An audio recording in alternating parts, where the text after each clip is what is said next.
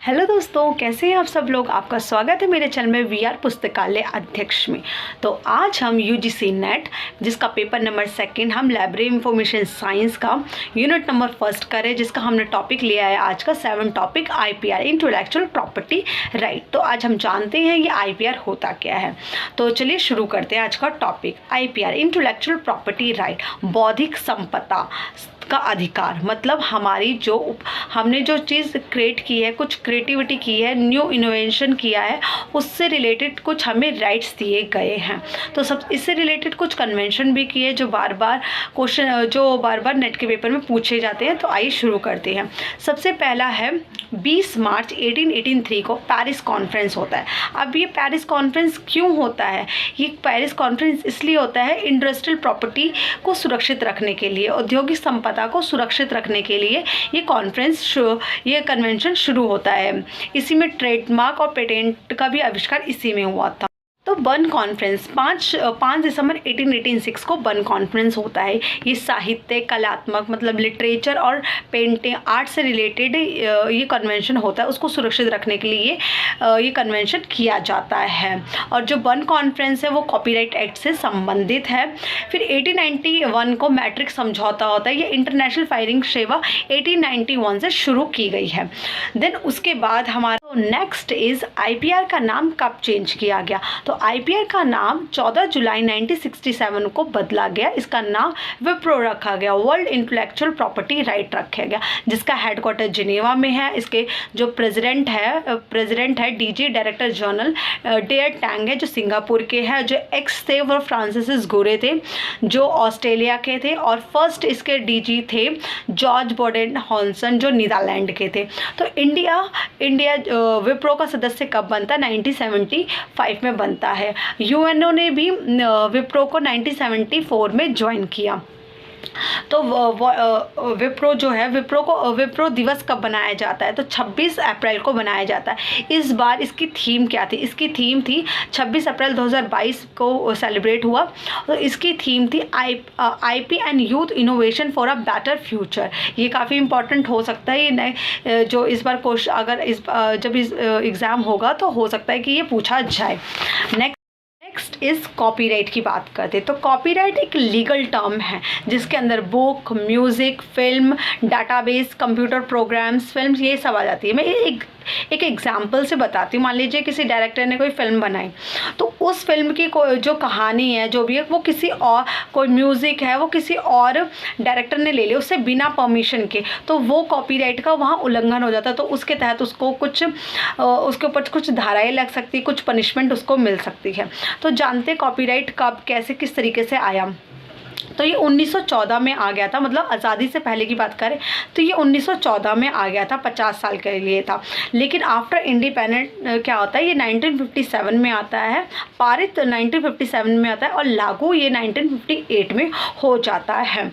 तो क्या होता है, अगर नेशनल लेवल की बात करें, हम अपने नेशनल लेवल की बात करें, तो ये लाइफ टाइम रहेगा। ये ऑथर की मृत्यु के 60 साल के बाद किसी और को वो कॉपीराइट मिलेगा, 60 साल तक उसी के पास रहेगा।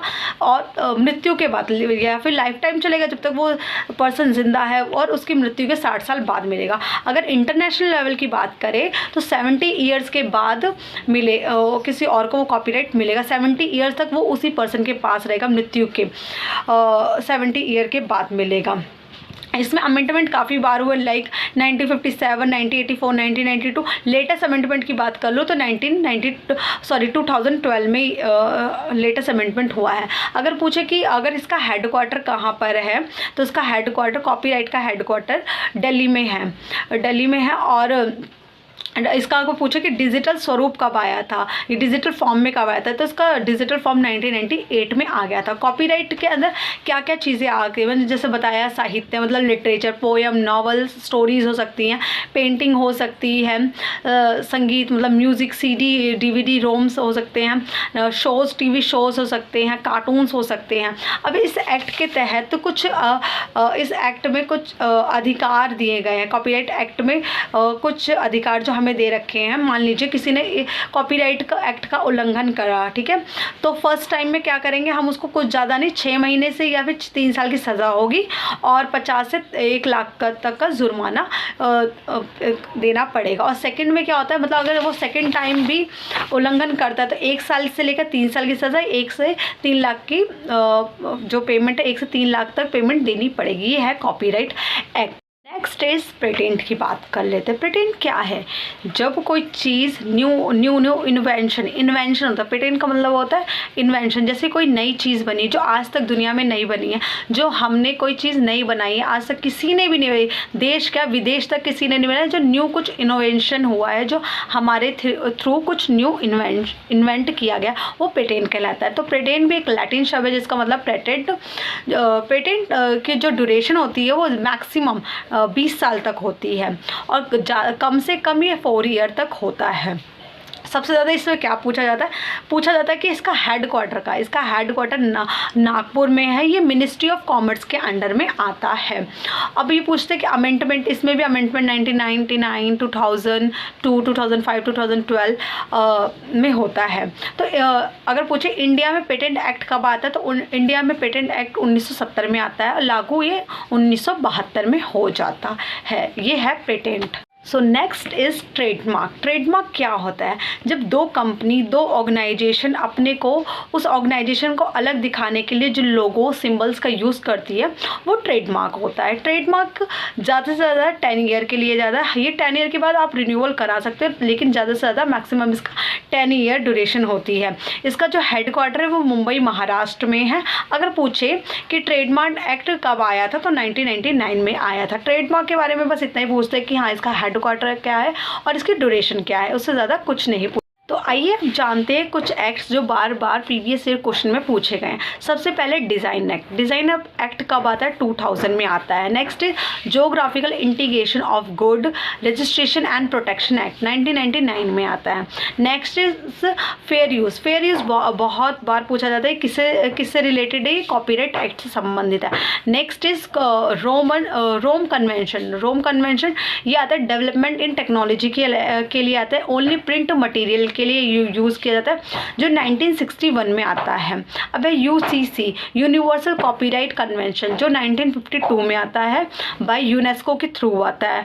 मॉर्केज थ्रेड, ये विप्रो के थ्रू आता है। मोरक्को में होता है, जून 2013 में ही आता है। डिजिटल मिलेनियम कॉपीराइट एक्ट, ये यूएसए के थ्रू आता है। ओके, आज की क्लास के लिए इतना ही। आपको क्लास कैसी लगी प्लीज़ कमेंट बॉक्स में ज़रूर बताइए, और इस वीडियो को प्लीज़ लाइक एंड शेयर ज़रूर कीजिए, और प्लीज़ मेरे चैनल को सब्सक्राइब कीजिए। और कोई अगर आपको सजेशन देना है या कुछ बात कहनी है, मैं अपनी इंस्टा आईडी इसमें आपको मेंशन कर दूँगी, वहाँ जाइए, मुझे मैसेज करिए। और टेलीग्राम चैनल का लिंक मैं आपको डिस्क्रिप्शन बॉक्स में दे दूँगी, और सारे नोट्स मैं वहीं पे डाल दूँगी। आज सारे नोट्स में आपको टेलीग्राम चैनल पे आज आपको मिल जाएंगे। Okay, thank you so much.